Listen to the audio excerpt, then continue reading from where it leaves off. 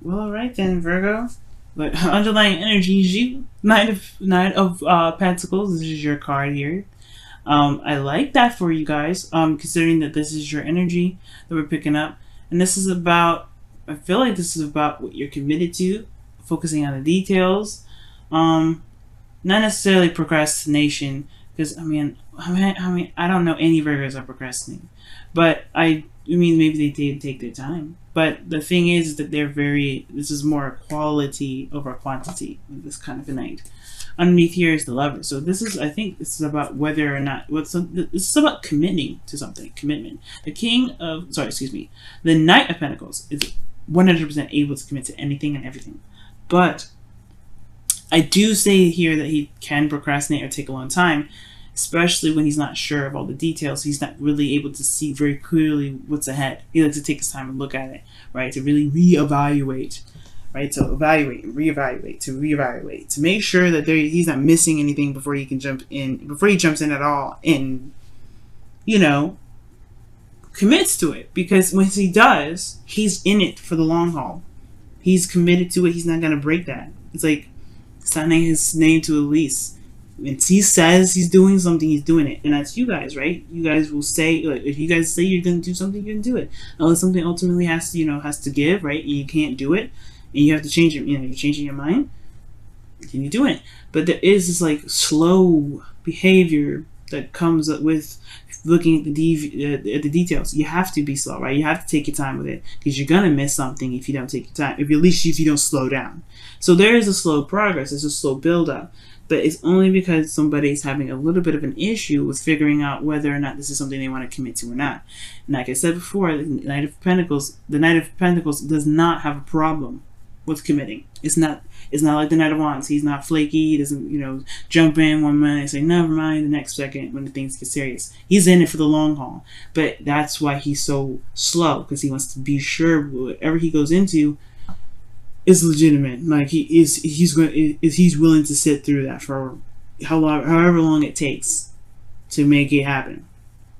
Now, your situation here is very interesting. You have Justice here, which does communicate to me that there is maybe contemplation of marriage. And the reason why I say that is because of the Empress and the Lovers. Now, if I had the Four of Wands, I'd be more prone to be like, hell yeah, somebody's getting married, or somebody's something like that. But take that with a very small grain of salt. I don't have all the cards I like to see here to say that 100%. You know what I'm saying? Justice, honestly, regarding an open reading like this for masses and everything like that, or for people that are watching on YouTube, I give the general kind of message for it, which is pretty much, especially with this being in your current state of being, it's about balancing the scales, right? Not necessarily correcting the wrongs or anything like that, but trying to find the balance in the situation, or really just balancing things out, right? Evening the odds, right? It's just kind of like making sure things kind of sit on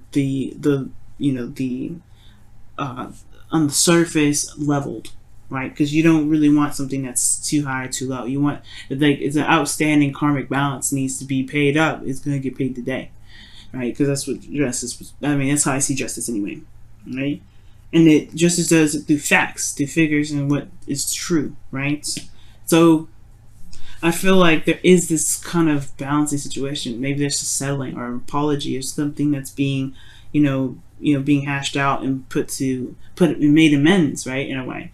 But I do see that currently in your current state of being, right? Obviously, right? Currently in your current state of being.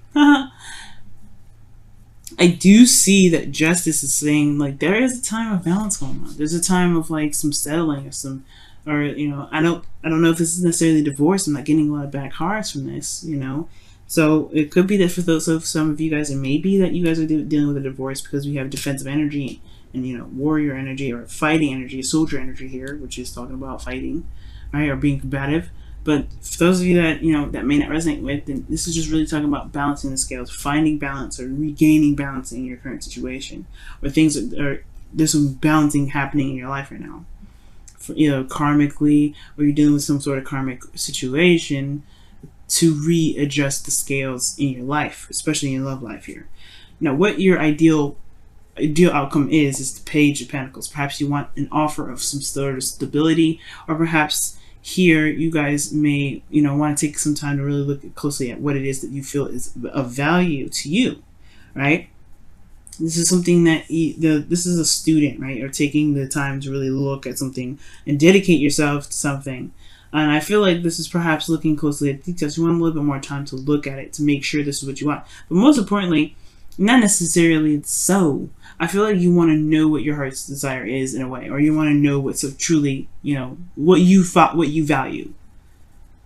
For some of you guys, you may want to offer something to someone. You may want to give something to someone, or something that you feel is, of value, something that's long term, something that you can commit to, something that someone else can commit to, or there's some sort of commitment potentially you want to hear.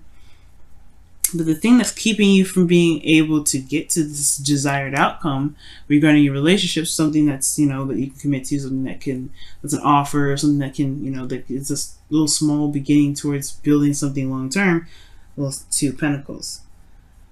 And I kind of see this as the distraction card in a way, and it's only because this person's, juggling Two Pentacles. In a way, he's weighing out the options, right? Feeling out the weight of each pentacle, figuring out which one is the most valuable to him. But at the same time, these are pentacles, right? They don't actually have weights on them. I mean, they don't have, the amounts on them or anything like that. He's weighing them out.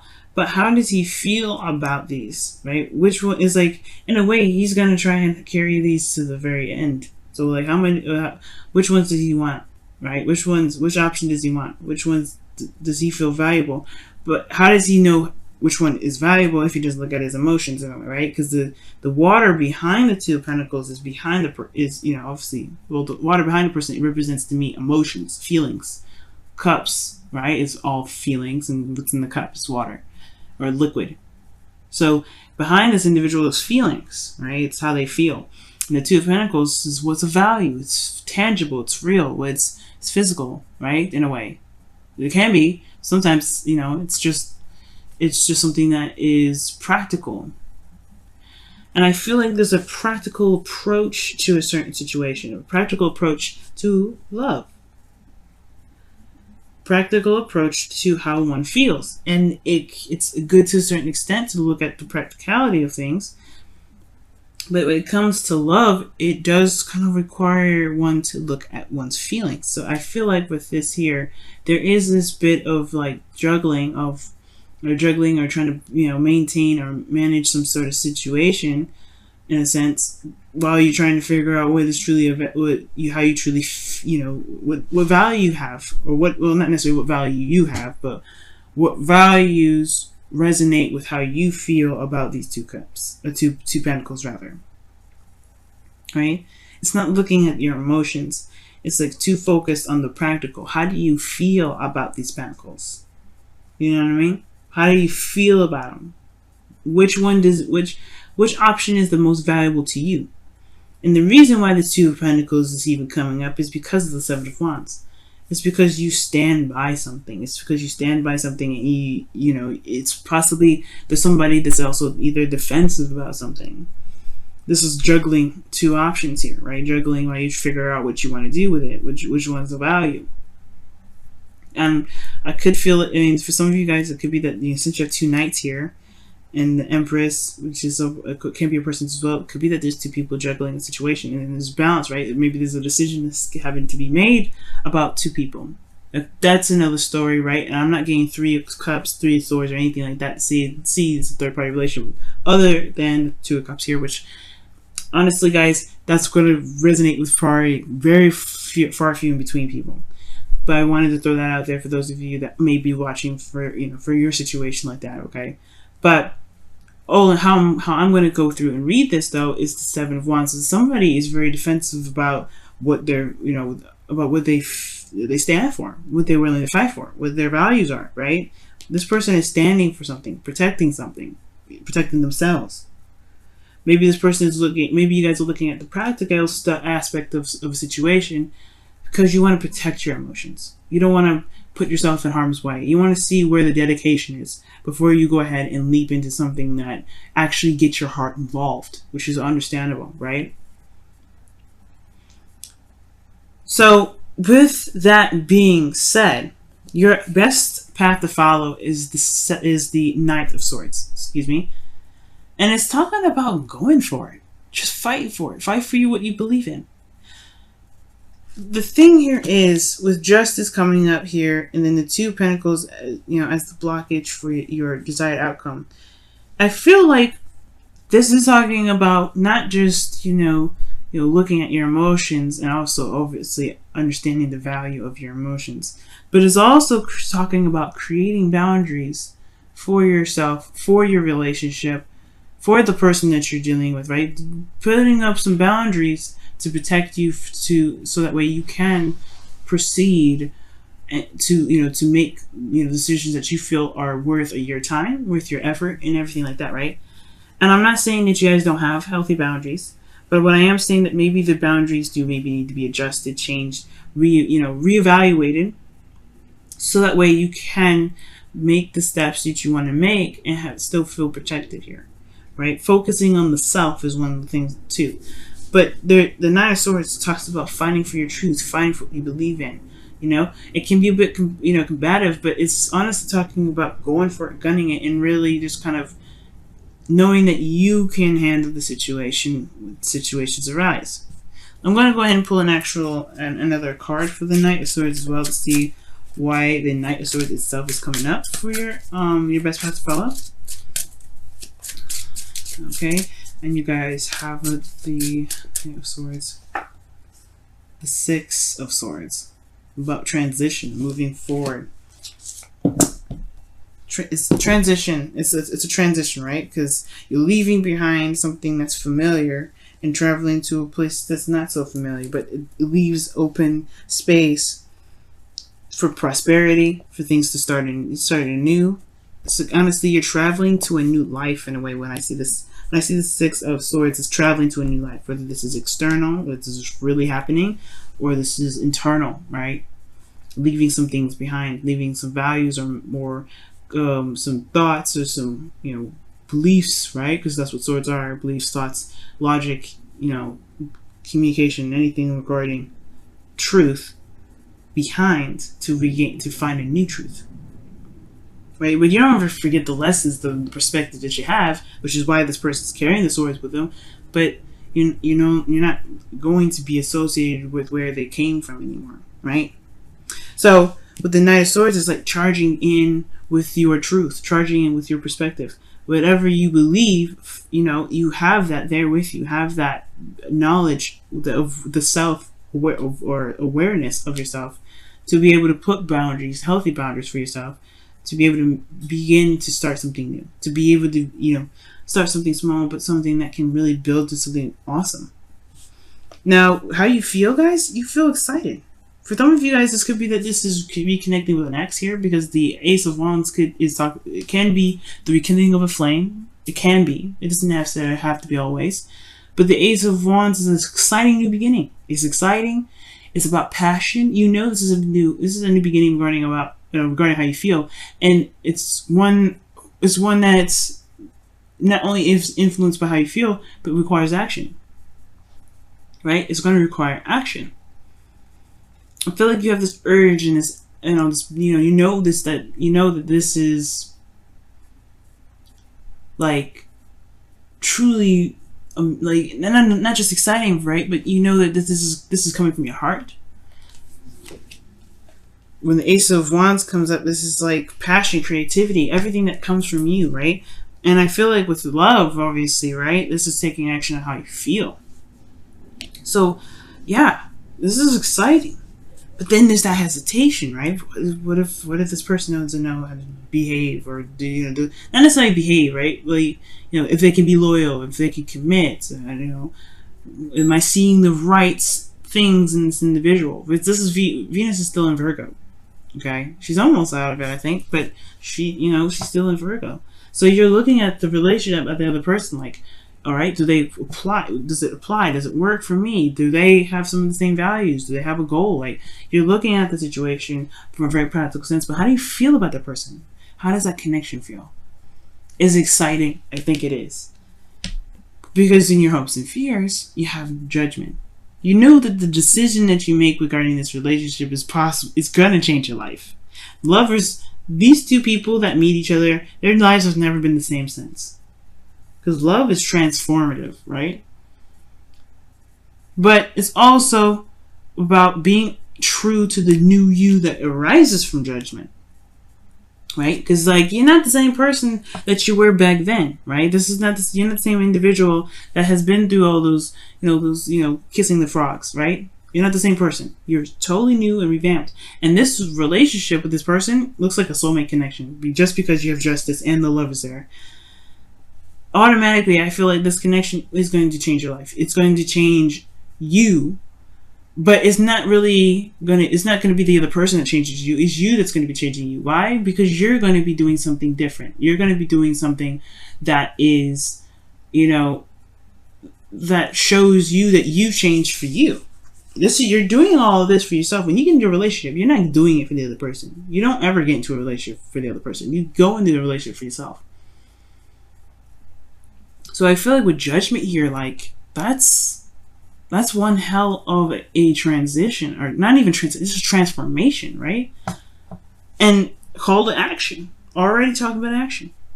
This is a different approach. This is a different way of how you handle love, especially when it comes to just emotions and looking so practically at a situation. And I feel like, I honestly feel like, although it's kind of scary to kind of go that route, and not really, it's all about based off emotion and not really about, what's there, I feel like it's going to show you something about yourself that you probably never even really truly realized or embraced that much. It's going to show this creative and this passionate side of you that truly makes you feel like, you're capable of manifesting anything. Empress in the outcome, right? I feel like in the outcome, you can manifest abundance. You'll manifest something. You manifest whatever you want to manifest. You're the creator of your own destiny. Now, with Empress here, this does talk about, domestic situation, right? It can be. But it also talks about, right? It also talks about, comfort in a way, stability.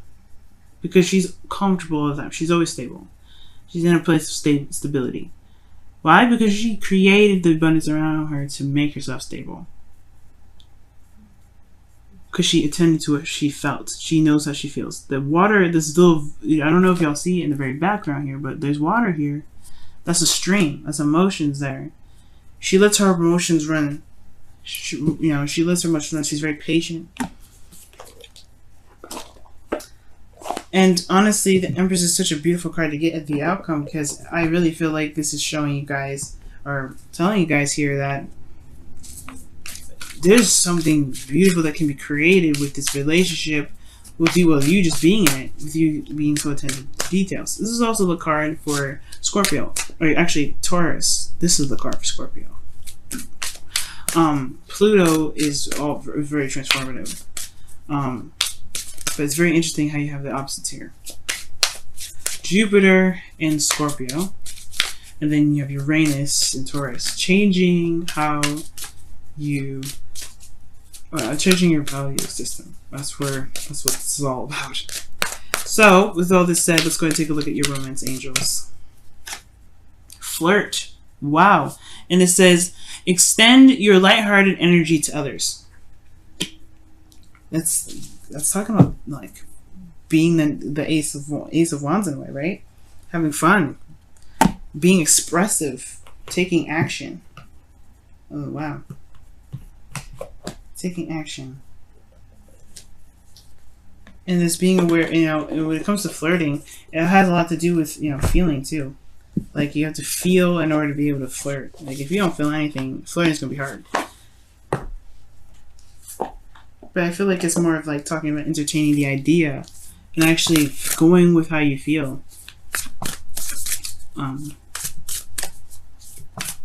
You're going with how you feel and creating something amazing. Just allowing yourself to enjoy the connection. Right, so let's go ahead and take a look at wow. The whispers of love, and it says, be willing to express love. When we express love, we begin to receive love. And I feel like that's the Knight of Swords. Both of them, actually. Flirt, express your love, communication, guys. The Knight of Swords is communication. The Knight of Swords communicates his truth very bluntly, very openly. He doesn't have a problem with saying something or saying anything. And perhaps maybe the only thing that you guys really need to do is just communicate how you feel. Right? The Knight of Swords is like saying, hey, you know your truth, speak your truth, go for it. You know what you want, you know what your truth is, go for it. Don't worry about this other practical stuff. Just focus on what's going on now. How do you feel? The Knight of Swords, he's impulsive, just like the Knight of Wands. He kind of runs in fast. The Knight of Wands, he's the fast one. I feel like he's the fastest knight because he knows the truth and he goes with it. He runs with it. He just goes. Nothing's stopping him. Nothing's keeping him from doing anything. Nothing's keeping him from being able to just express what he wants. And I feel like just allowing yourself to just be, allowing yourself to feel, allowing yourself to just go with it. You can create so many beautiful things because of your attention to detail, because of what you feel is valuable, and you can connect those two and create those beautiful things. But it all stems from how you feel.